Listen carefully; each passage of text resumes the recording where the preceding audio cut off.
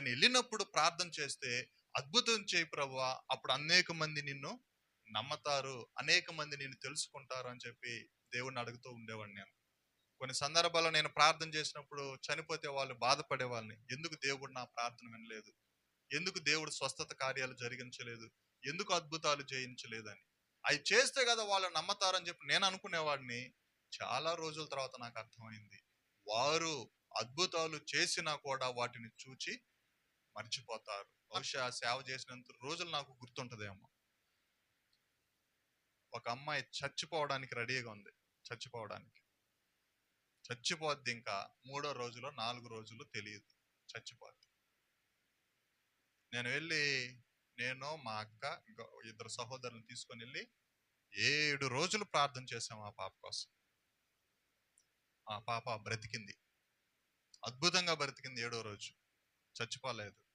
ఎలాగా అమ్మాయి స్వస్థత కలిగిందంటే 7వ రోజు ఆ అమ్మాయి లేచి కూర్చొని ఇడ్లీ తెమ్మని చెప్పింది. ఊర్లో వాళ్ళందరూ కూడా షాక్ అన్నమాట. అలాంటి అద్భుతం జరిగితే యేసు ప్రభుని స్వీకరించారు మొదటిగా. ఈయనే నిజమైన దేవుడు అనుకున్నాడు, ఈయనే గొప్ప దేవుడు అని చెప్పి నమ్మారు. ఒక పెద్ద ప్రార్థన కుడికి పెట్టించారు. ఆ అద్భుతాన్ని చూసి వాళ్ళ అన్న మారాడు, ఆ పక్కన కుటుంబాలు మారాయి. ఆ అద్భుతాన్ని చూసి దేవుళ్ళో చాలా మంచిగా ఎదుగుతూ ఉన్నాడు ఆత్మీయంగా. 1 సంవత్సరం, 2 సంవత్సరాలు, 3వ సంవత్సరం జరిగిన విషయం ఏంటంటే, ఒకరోజు బైబిళ్ళు, పాటల పుస్తకాలు అన్ని తీసుకొని వచ్చి దేవుని మందిరంలో పెట్టి వెనుతిరిగి వెళ్ళిపోయింది. మరలా చర్చికి ఎప్పుడు రాలా. తర్వాత వెళ్ళి చూస్తే వాళ్ళ ఇంట్లో యథావిధిగా ఇంతకు ముందు ఎలాగ బ్రతుకుతున్నారో అదే స్థితి. తన బిడ్డ చచ్చిపోతూ ఉంటే యేసు ప్రభు బ్రతికిస్తే దాన్ని మించిన అద్భుతం ఏమైనా ఉందా ఇంకా? అయినా కూడా వాళ్ళకి ఏం జరిగింది? వారి మనోనేత్రాలు మరలా మూసివేయబడ్డాయి.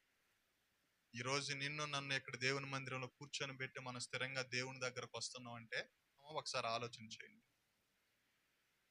అప్పుడప్పుడు కష్టాలు పడినా, నష్టాల్లో నడిపించబడినా, ఇరుకుల్లో ఉన్నా కూడా మనం ఈరోజు దేవుళ్ళో మనం కొనసాగుతున్నాము, స్థిరంగా ఉన్నామంటే దేవుని దయ, దేవుని కాపుదల, దేవుని యొక్క భద్రత మనందరి మీద ఉంది. మన మనోనేత్రాలు సాతానుడు ముయ్యకుండానట్లు, మన ప్రాణాత్మ దేహాలు, శరీరం పాపం వైపు త్రిప్పబడుకుంటున్నట్లు, మరలా వాటితో త్రిప్పబడి మనం ఈ లోకంలో కలిసిపోకుండా ఆయన ఈ రోజుకి కూడా నిన్ను నన్ను మందిరానికి నడిపిస్తూనే ఉన్నాడంటే మన సామర్థ్యం అని ఏ రోజు కూడా దాన్ని అంచనా వేయకూడదు.